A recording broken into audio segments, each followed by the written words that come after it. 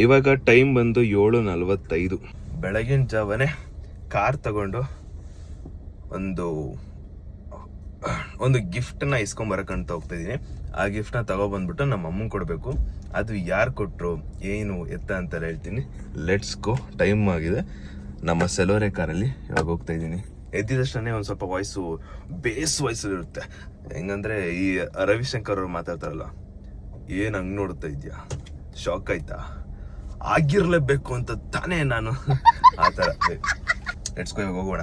ನಿಮ್ಮೆಲ್ರಿಗೂ ಒಂದು ಟೆಕ್ನಿಕ್ ಇಲ್ಲ. ಟೆಕ್ನಿಕ್ ಅಂದ್ರೆ ಇದು ನೀವು ಕೂಡ ಪಾಲಿಸಿ. ಹೆಂಗಂದ್ರೆ ಅಕಸ್ಮಾತ್ ಬೆಳಗ್ಗೆ ಎದ್ದಿದ ತಕ್ಷಣ ಕಣ್ಣು ಊದ್ಕೊಂಡಿದ್ದೆ ಅಥವಾ ಬೇರೆಯವ್ರಿಗೆ ನಮ್ಮ ಮುಖ ತೋರ್ಸಕ್ಕಾಗಲ್ಲ, ಕಣ್ಣು ಒಂಥರ ಆಗುತ್ತೆ, ಮುಖ ಒಂಥರ ಇರುತ್ತೆ ಅಂತ ಅನ್ಕೊಂಡ್ರೆ ಈ ತರ ಸ್ಪೆಕ್ಸ್ ಹಾಕೊಂಡ್ಬಿಡಿ. ಅವಾಗ ಕಣ್ಣು ಊದ್ಕೊಂಡಿರೋ ತರ ಅನ್ಸಲ್ಲ, ಅವಾಗ ನೀವು ಸ್ಮಾರ್ಟ್ ಆಗಿ ಕೂಡ ಕಾಣಿಸ್ತೀರಾ. ನಾನು ಹಂಗೆ ಬೆಳಗ್ಗೆ ಎದ್ದಿದ ತಕ್ಷಣ ಅಕಸ್ಮಾತ್ ನಾನು ಏನಾದ್ರು ಹೊರಗಡೆ ಹೋಗ್ಬೇಕು ಅಂದ್ರೆ ಈ ತರ ಸ್ಪೆಕ್ಸ್ ಹಾಕೊಂಡ್ಬಿಡ್ತೀನಿ. ಸೊ ದಟ್ ನೋಡೋರಿಗೆ ನನ್ನ ಕಣ್ಣು ಒಂಥರ ಅನ್ಸಲ್ಲ, ಚೆನ್ನಾಗಿದೆ ಅಂತ ಅನ್ಕೋತಾರೆ ಅಷ್ಟೇ. ನೀವು ಟ್ರೈ ಮಾಡಿ, ನೀವು ಹಂಗೆ ಮಾಡ್ಕೊಳ್ಳಿ. ನೀವು ಹಂಗೆ ಮಾಡಿದ್ರೆ ಬೆಸ್ಟ್ ಗೈಸ್. ಅಂತೂ ಇವಾಗ ಗಿಫ್ಟ್ ನ ರಿಸೀವ್ ಮಾಡ್ಕೊಳಕ್ ಬಂದಿದ್ದೀನಿ. ವಿಷಯ ಏನಂದ್ರೆ ಸೆಪ್ಟೆಂಬರ್ 20ಗೆ ನಮ್ಮ ಅಮ್ಮ ಬರ್ತ್ಡೇ ಇತ್ತಲ್ಲ. ಸೊ ನಮ್ಮ ಅಮ್ಮಂದು ಬರ್ತ್ಡೇ ಆಗಿರೋಕ್ಕೋಸ್ಕರ ಒಬ್ರು ಸಬ್ಸ್ಕ್ರೈಬರು ಲಕ್ಷ್ಮೀಕಾಂತ್ ಅಂತ, ಅವರು ನಮ್ಮ ಅಮ್ಮಗೆ ಒಂದು ಫ್ರೇಮ್ ಕಳ್ಸಿಕೊಟ್ಟಿದ್ದಾರೆ. ನಮ್ಮ ಮನೇಲಿ ಫ್ರೇಮ್ ಮೇಲೆ ಫ್ರೇಮು ಸಿಗ್ತಾನೆ ಐತೆ. ಬಟ್ ಆದ್ರೂ ನನಗೆ ಒಬ್ರು ಸಬ್ಸ್ಕ್ರೈಬರ್ಸ್ ಕೊಡ್ತಿದಾರೆ ಅಂದ್ರೆ ಸಿಕ್ಕಾಪಟ್ಟೆ ಖುಷಿ ಆಗುತ್ತೆ.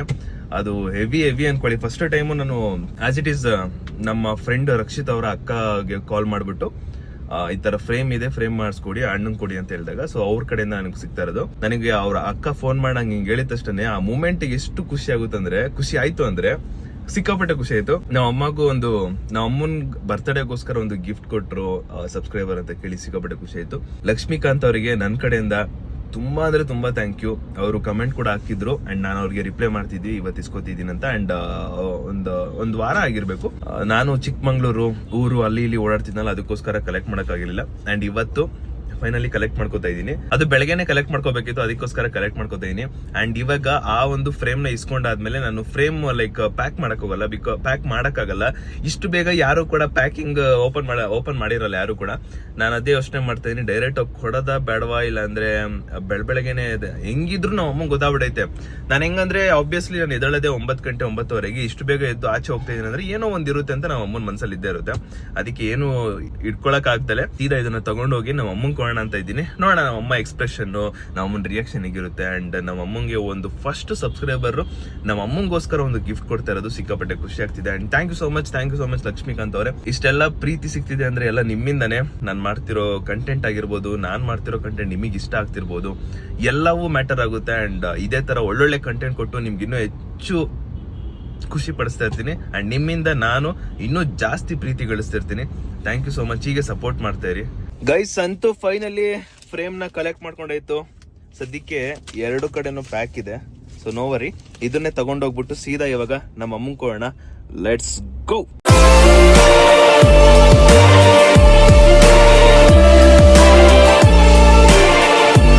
ಗೈಸ್ ಆದ್ರೂ ಬೆಂಗಳೂರಲ್ಲಿ ಬೆಳಗ್ಗೆ 8:30 9:00, ಇಲ್ಲಾಂದ್ರೆ ಬೆಳಗ್ಗೆ 7:00 9:00 ಟ್ರಾಫಿಕ್ ಮಾತ್ರ ಅಲ್ಟಿಮೇಟ್ ಅನ್ಕೊಳ್ಳಿ. ಸಾಕಾಗಿರುತ್ತೆ. ಎಂತ ಟ್ರಾಫಿಕ್, ಬೆಂಗಳೂರು ಟ್ರಾಫಿಕ್ ಮೆಚ್ಚಬೇಕಪ್ಪ. ನಮ್ಮ ಮನೆಯಲ್ಲಂತೂ ಇಲ್ಲಿ ಈ ರೋಡಲ್ಲಿ ಹೋಗೋ ಟೈಮಲ್ಲಂತೂ ಬೆಳಗಿನ ಜಾವ heavy traffic, any time traffic ಇರುತ್ತೆ. ಇನ್ನು ಅಕಸ್ಮಾತ್ ನಾವು ಸಿಲ್ಕ್ ಬೋರ್ಡು ಹೆಬ್ಬಾಳ ಸೈಡ್ ಹೋದ್ರಂತೂ ಹೆವಿ ಲಿಟ್ರಲಿ ಸೈಕ್ ಟ್ರಾಫಿಕ್ ಇದೆ ಮಾತ್ರ. ನಮ್ಮ ಅಪ್ಪಂಗೆ ಇನೋವಾ ಕ್ರಿಸ್ಟಾ ಅಂದ್ರೆ ತುಂಬಾ ಇಷ್ಟ.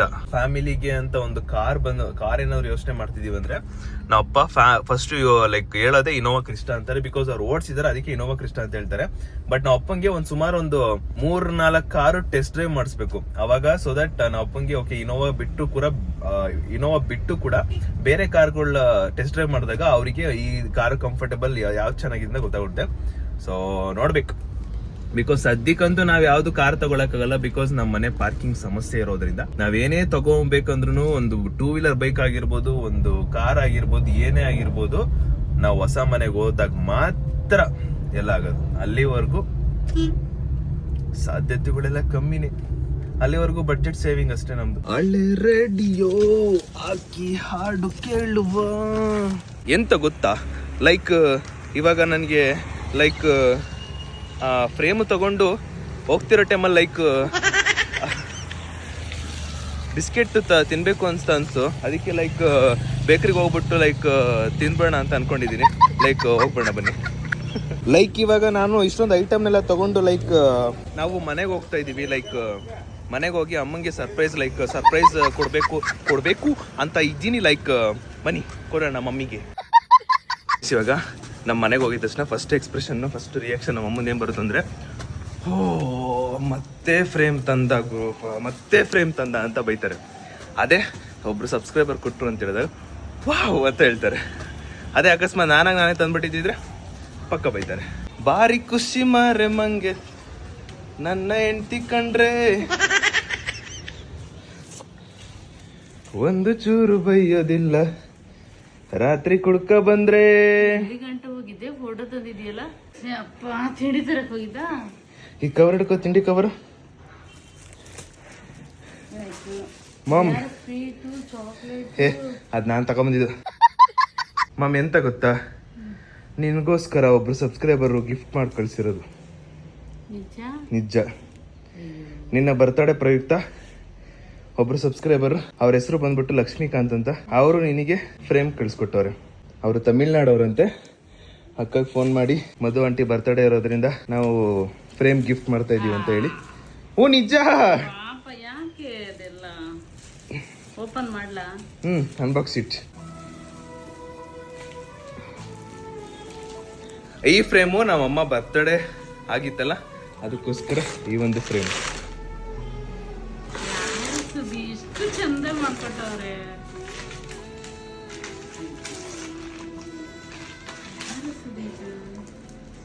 Lakshmikant.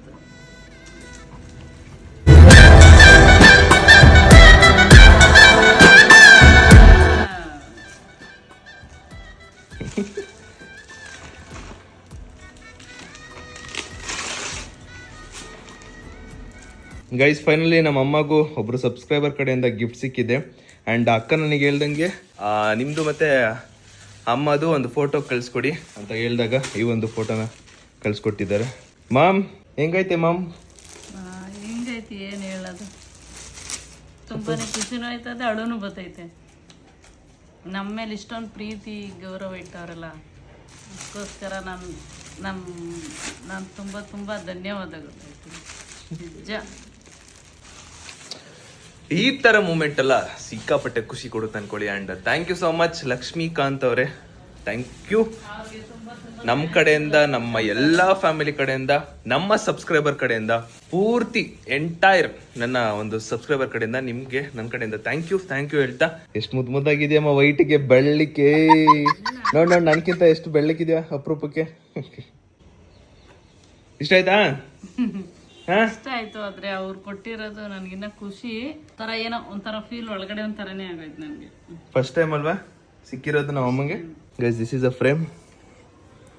Frame gifted by Lakshmikant subscriber. And ಇನ್ನೊಂದು ಗೈಸ್, ನಾನು ಇದನ್ನ ನಾನೇ ಹೇಳಿ ಬರ್ಸಿರೋದು. ಬಿಕಾಸ್ ನನಗೊಬ್ರು ಕೊಡ್ತಿದ್ದಾರೆ ಅಂದರೆ ಅವ್ರ ಹೆಸರು ನೆನ್ಪಿಟ್ಕೊಂಡಿರ್ಬೇಕು. ಆ್ಯಂಡ್ ಆ ಪಕ್ಕದಲ್ಲಿ ಟೆಕ್ಸ್ಟ್ ಇದ್ರೇ ಒಂದು ಚಂದ, ಒಂದು ಪ್ರೀತಿ ಅಂತ ಹೇಳ್ಬಿಟ್ಟು ಅದನ್ನ ನಾನೇ ಹಾಕ್ಸಿರೋದು. ಯಾಕಂದ್ರೆ ಒಬ್ರು ಕೊಡ್ತಿದ್ದಾರೆ ಅಂದ್ರೆ ಅವರು ಹೆಸರು ಹೇಳ್ದಲ್ಲೇ ಇರೋಕ್ಕಾಗಲ್ಲ. ಆ್ಯಂಡ್ ಅದು ಮನಸ್ಸಲ್ಲೇ ಇರಬೇಕು, ಲೈಫ್ ಟೈಮ್ ನೆನ್ಪಿಟ್ಕೊಂಡಿರೋ ಥರ ಇರಬೇಕು. ಅದಕ್ಕೋಸ್ಕರ ಅದನ್ನ ಹಾಕ್ಸಿರೋದು.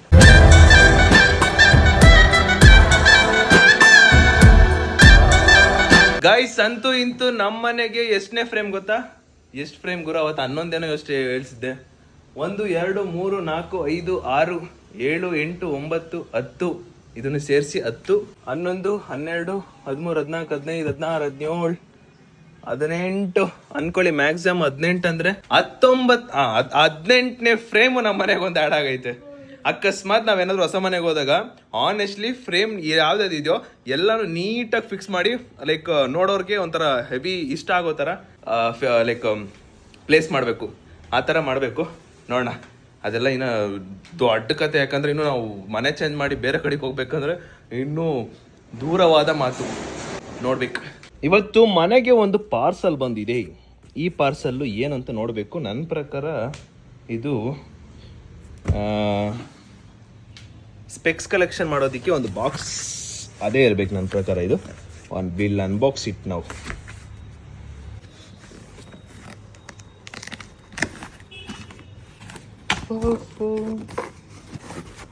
ಏನೈತೆ ಇದ್ರೊಳಗಡೆ ಇನ್ನೊಂದು ಬಾಕ್ಸು. ಏನಿದೆ ನನಗೆ ಗೊತ್ತಾಯ್ತಿಲ್ಲ ಏನಿದೆ ಅಂತ ಮತ್ತೆ ಹೇಳ್ತಿದ್ದೆ. ಇದು ಸ್ಪೆಕ್ಸ್ ಇದು ಪಕ್ಕ ಇದು specs collection this is a specs collection. Guys ಇದು ನಾನು ವಾಚಿಗೆ ಅಂತಾನೆ ಬಾಕ್ಸ್ ತಗೊಬಂದಿದ್ದೆ. ಇವಾಗ ಸ್ಪೆಕ್ಸಿಗೆ ಅಂತ ಒಂದು ಬಾಕ್ಸ್ ತಗೊಬಂದಿದ್ದೀನಿ. ಇಲ್ಲೆಲ್ಲ ನೀಟಾಗಿ ಒಂದೊಂದು ಸ್ಪೆಕ್ಸ್ ಇಡೋದು. ಏನ್ ನಿಂತ್ಕೊಳ್ಳೋದು? ನಿಂತ್ಕೊಂತಲ್ಲ ಇಲ್ಲೇ ನೋಡಿ, ನೀನು ಹೇಳಿದಷ್ಟು ನಿಂತ್ಕೊಂಡು. ನನಗೆ ಕೆಲವೊಂದು ಇಷ್ಟ ಆಗಿದೆ ಏನು ಗೊತ್ತಾ, ಸ್ಪೆಕ್ಸ್ ಕಲೆಕ್ಷನ್ ಇಡೋದು, ಮತ್ತೆ ವಾಚ್ ಕಲೆಕ್ಷನ್ ಇಡೋದು, ಶೂ ಕಲೆಕ್ಷನ್ನು, ಇನ್ನೇನಿದೆ ನನ್ನ ಡ್ರೆಸ್ಸಸ್ ಕಲೆಕ್ಷನ್ ಇಡೋದು, ಇದೆಲ್ಲ ತುಂಬ ಆಸೆ ಇದೆ. ಬಟ್ ಏನಂದರೆ ಶೂ ಕಲೆಕ್ಷನ್ ಇಡೋ ಟೈಮಲ್ಲಿ ಅದಕ್ಕೆ ಆದಂಥ ಒಂದು ಬಾಕ್ಸಸ್ ಇದೆ. ಆ ಬಾಕ್ಸನ್ನು ತರಿಸ್ಬೇಕು. ಅದೊಂಚೂರು ಸದ್ಯಕ್ಕೆ ಎಕ್ಸ್ಪೆನ್ಸಿವ್ ಅನಿಸುತ್ತೆ, ಜಾಸ್ತಿ ಅನಿಸುತ್ತೆ. ಇವಾಗ ಸ್ಪೆಕ್ಸ್ ಬಾಕ್ಸ್ ತಂದಿದ್ದೀನಲ್ಲ, ಅದಕ್ಕೆಲ್ಲ ಸ್ಪೆಕ್ಸ್ ಹಾಕ್ಬಿಟ್ಟು ನೀಟಾಗಿ ಸ್ಪೆಕ್ಸ್ ಕಲೆಕ್ಷನ್ ಮಾಡೋಣ. ಇದ್ರ ಜೊತೆಗೆ ಇನ್ನೂ ಹೋಗ್ತಾ ಒಂದು ಶೋ ಕೇಸಲ್ಲಿ ಸ್ಪೆಕ್ಸ್ ಇಡೋ ಥರ ಒಂದು ಏನಾದರೂ ಅರೇಂಜ್ಮೆಂಟ್ ಮಾಡಬೇಕು. ನನ್ನ ಕಣ್ಣಿಗೆ ಲೈಕ್ ಸ್ಪೆಕ್ಸ್ ಕಲೆಕ್ಷನು ಹೆಂಗಂದ್ರೆ, ಈಗ ಇಲ್ಲಿದೆ ಅನ್ಕೊಳ್ಳಿ, ಈ ಕಡೆ ಸ್ಪೆಕ್ಸ್ ಕಲೆಕ್ಷನು, ಈ ಕಡೆ ವಾಚ್ ಕಲೆಕ್ಷನು, ಈ ಕಡೆ ಶೂ ಕಲೆಕ್ಷನು, ಈ ಥರ 3 ಇರಬೇಕು. ಬಟ್ ನಾನಿರೋ ಒಂದು ಸಿಂಗಲ್ ಬೆಡ್ರೂಮು, ಸಿಂಗಲ್ ಮನೆಯಲ್ಲಿ ಇರುವಂಥ ಜಾಗಕ್ಕೆ ಇವೆಲ್ಲ ಆಗದಿರೋ ಕೆಲಸಗಳು. ಅದಕ್ಕೆ ಒಂದು ಯಾವ್ದಾರ ಡಬಲ್ ಬೆಡ್ರೂಮ್ಗೆ ಹೋದಾಗ, ನನ್ನದೇ ಆದಂಥ ಸಪ್ರೇಟ್ ರೂಮ್ ಬಂದಾಗ ಅವಾಗ ನಾನು ಇದನ್ನೆಲ್ಲ ಮಾಡ್ಬೋದು. ಆ್ಯಂಡ್ ಇನ್ನೊಂದು, ಚಿಕ್ಕ ವಯಸ್ಸಿಂದ ಇಲ್ಲಿವರೆಗೂ MBA ಮಾಡ್ತಾ ಇದ್ದೀನಿ, 4th ಸೆಮ್ಮು. ನಾನು ಸಿಂಗಲ್ ಬೆಡ್ರೂಮಲ್ಲೇ ಬದುಕಿರೋದು, ಸಿಂಗಲ್ ಬೆಡ್ರೂಮಲ್ಲೇ ಬೆಳೆದಿರೋದು, ಸಿಂಗಲ್ ಬೆಡ್ರೂಮಲ್ಲೇ ಇರೋದು. ಹುಟ್ಟರೆ ಸಿಂಗಲ್ ಆಗಿರಬೇಕು, ಸತ್ತರೆ ಸಿಂಗಲ್ ಆಗಿ ಸಾಯಬೇಕು. ಜೀವನದಲ್ಲಿ ನೊಂದು ಬೆಂದು ಸಾಕಾಗ್ಬಿಟ್ಟಿದ್ದೆ ನನಗಂತೂ ಸಿಂಗಲ್ ಬೆಡ್ರೂಮಲ್ಲಿ ಇದ್ದು. ಇದೇ ಒಂದು ಸ್ಪೆಕ್ಸು ನಾನು ತಗೊಂಡಿರೋದು. ಆ್ಯಂಡ್ ಲಿಟ್ರಲಿ ಸೈಕ್ ಆಗಿದೆ ಅನ್ಕೊಳ್ಳಿ. ನನಗೆ ಯೂಶಲಿ ಟ್ರಾನ್ಸ್ಪರೆಂಟ್ ಸ್ಪೆಕ್ಸ್ಗಳೆಲ್ಲ ತುಂಬ ಇಷ್ಟ. ಟ್ರಾನ್ಸ್ಪರೆಂಟು ಮತ್ತು ಆಮೇಲೆ ಫ್ಲ್ಯಾಟ್ ಆಗಿರಬೇಕು ಸ್ಪೆಕ್ಸ್ಗಳು, ಆ ಥರದ್ದು. ದೆನ್ ಇನ್ನೊಂದು ಈ ಥರ ಒಂದು ಸ್ಪೆಕ್ಸು, ದೆನ್ ಇನ್ನೊಂದು ಈ ಥರ ಒಂದು ಸ್ಪೆಕ್ಸ್ಗಳು ಇಷ್ಟ ಆಗುತ್ತೆ. ಅದಕ್ಕಿಂತ ಹೆಚ್ಚಾಗಿ transparent looks good to me ಅಂತ ನನ್ನ ಅನಿಸಿಕೆ. ಚಾಕಾಕ ದಿಸ್ ಇಸ್ ಟ್ರಾನ್ಸ್ಪರೆಂಟ್ ಸ್ಪೆಕ್ಸ್. ಹೆಂಗಿದೆ ಕಾಮೆಂಟ್ ಹಾಕಿ. ಇದ್ರ ಜೊತೆಗೆ ಬ್ಲ್ಯಾಕ್ ಕಲರ್ ಒಂದು ತೊಗೊಂಡಿದ್ದೆ, ಅದನ್ನು ತೋರಿಸ್ತೀನಿ. This is second one. ಯಾವ್ದು ನನಗೆ ಪರ್ಫೆಕ್ಟಾಗಿ ಸೂಟ್ ಆಗುತ್ತೆ? 102 ಕಾಮೆಂಟ್ ಹಾಕಿ. ಇವಾಗ ಸದ್ಯಕ್ಕೆ ನಾನು ವಾಚ್ ತುಂಬ ಇಡೋದಿಕ್ಕೆ ವಾಚ್ ಒಂದು ವಾಚ್ ಬಾಕ್ಸ್ನ ಇಟ್ಟಿದ್ದೀನಿ. ಅದು ವಾಚ್ ಬಾಕ್ಸ್ ಕಲೆಕ್ಷನ್ ಅಂತ. So this is the watch box collection. ನಾನು ತೋರಿಸಿದ್ದೆ ನಿಮಗೆ. ಇದು ವಾಚ್ ಬಾಕ್ಸ್ ಕಲೆಕ್ಷನ್ನು. ಇದ್ರ ಜೊತೆಗೆ ಇವಾಗ ಆ್ಯಡ್ ಆಗ್ತಿರೋದು ಸ್ಪೆಕ್ಸ್ ಕಲೆಕ್ಷನ್. ಏನು ಸಕ್ಕತ್ತಾಗಿ ಕಾಣ್ತೈತೆ. ಒಂದು ಟೈಮಲ್ಲಿ ಎಷ್ಟು ಖುಷಿ ಪಡ್ತಿದ್ದೆ ಈ ಥರ ಎಲ್ಲ ಇಡಬೇಕು ಅಂತ. ಇವಾಗ ನೋಡಿ ಎಷ್ಟು ಚೆನ್ನಾಗಿ ಇಡ್ತಾ ಇದ್ದೀನಿ. ಲಿಟ್ರಲಿ ಇನ್ನೂ ಬಾಕಿ ಇದೆ ನೋಡಿ. 1 2 3 ಇನ್ನು 3 ಇದೆ. ಅಕಸ್ಮಾತ್ ಇನ್ನೂ ಏನಾದರೂ ವಾಚ್ಗಳು ಹೆಚ್ಚಾಗ್ತಿದೆ ಅಂದಂಗೆ ಇನ್ನೊಂದು ಬಾಕ್ಸ್ ತರಿಸ್ಬೇಕು. ಇಲ್ಲಾಂದರೆ ಒಟ್ಟಿಗೆ ಅಂದರೆ ಕೆಲವೊಂದು ಇದು ಎಷ್ಟು ಗೊತ್ತಾ, 6 12 ಪೀಸ್ ಇಡುವಂಥದ್ದು ಬಾಕ್ಸ್ ಇರೋದು. ಇನ್ನು ಕೆಲವೊಂದು 24 ಇಡುವಂಥದ್ದು ಇರುತ್ತೆ. ಆ ಥರ ತಗೋಬೇಕು. ಬಟ್ ನನಗೆ ಇವಾಗ ಖುಷಿ ಇದ್ದಿತ್ತು ನೋಡಿ, ನನ್ನ ವಾಚ್ ಕಲೆಕ್ಷನ್, ನನ್ನ ಸ್ಪೆಕ್ಸ್ ಕಲೆಕ್ಷನ್ ಕ್ರೇಜಿ ಇದೆಲ್ಲ. ಇದರಲ್ಲಿ ನನಗೆ ಸಿಕ್ಕಾಪಟ್ಟೆ ಇಷ್ಟ ಆಗೋದು 1 2 3 ಆಲ್ಮೋಸ್ಟ್ ಎಲ್ಲ ಇಷ್ಟೇ. ಬಟ್ ಮ್ಯಾಕ್ಸಿಮಮ್ ನಾನು ಈ ಟ್ರಾನ್ಸ್ಪರೆಂಟ್ ತುಂಬ ಇಷ್ಟಪಡ್ತೀನಿ. ಗೈಸ್ ಈ ಬಾಕ್ಸು ಆ ಶೋಕೇಸ್ ಒಳಗಡೆ ಫಿಟ್ಟೇ ಆಗ್ತಿಲ್ಲ. ಅಷ್ಟು ಕರೆಕ್ಟಾಗಿ ಎಕ್ಸಾಕ್ಟ್ ಆ ಶೋಕೇಸ್ ಒಳಗಡೆ ಫಿಟ್ ಆಗ್ತಿಲ್ಲ. ಆಮೇಲೆ ಈ ಬಾಕ್ಸ್ ನೋಡಿ ಹೆಂಗೆ ಕಾಣ್ತೈತೆ. ಈ ಯಾರಾದರೂ ಬಿಸ್ನೆಸ್ ಮ್ಯಾನು ಹಿಂಗೆ ಇಟ್ಕೊಂಡು ಹೋಗ್ತಾರೆ ಗೊತ್ತಾ, ಹಿಂಗೆ ಇಟ್ಕೊಂಡು ಹಿಂಗೆ ಹೋಗ್ತಾರಲ್ಲ, ಆ ಥರ ಇದೆ ಇದು. ಹಿಂಗೆ ಇಟ್ಕೊಂಡು ಹಿಂಗೆ ಹೋಗ್ತಾರೆ, ಹಿಂಗೆ ಸೇಮ್ ಹಂಗೆ ಐತೆ. ಅಲ್ಲ ಇಲ್ಲ ಇನ್ನೊಂದು ಇದು ಹೆಂಗಂದ್ರೆ, ಈ ನರೇಂದ್ರ ಮೋದಿ ಅವರು ಅಥವಾ ಯಾವ್ದಾದ್ರು ಬಾಡಿ ಗಾರ್ಡ್ಸ್ ಇರ್ತಾರಲ್ಲ, ಬಾಡಿ ಗಾರ್ಡ್ಸ್ ಹತ್ರ ಈ ಥರ ಸೂಟ್ ಕೇಸ್ ಇರುತ್ತೆ, ಹಿಂಗೆ ಇಟ್ಕೊಂಡು ಹೋಗ್ತಾ ಇರ್ತಾರೆ, ಹಿಂಗೆ ಇಟ್ಕೊಂಡು. ಸೇಮ್ ಹಂಗೆ ಐತೆ ಇದು ನೋಡಿ. ಇದ್ರೊಳಕ್ಕೆ ಫಿಟ್ಟೇ ಐತಿರೋದು, ತುಂಬ ದೊಡ್ಡದುಂಟು. ಇವಾಗ ನಮ್ಮ ಅಪ್ಪ ಬಂದವ್ರೆ. ಪಪ್ಪ ಅಲ್ಲೋಡಲ್ಲಿ ಮೇಲೆ ಅಲ್ಲಿ ಅಮ್ಮಂಗೆ ಕೊಟ್ಟಿರೋದು ಹೆಂಗೈತದ ಫ್ರೇಮ್? ಚೆನ್ನಾಗಿ ಕಾಣ್ತೈತಾ? ಅಮ್ಮ ಫುಲ್ ಖುಷು ನಿದ್ದೆ ಎಲ್ಲ ಬೆಳಗ್ಗೆಯಿಂದ. ಅಲ್ಲ ಖುಷಿಲಿ ಒಂದ್ ಫಿಲಮ್ ನೋಡಿ 1-2 ಅವರ್ ನಿದ್ದೆ ಮಾಡೈತ್ ನಾವಮ್ಮ.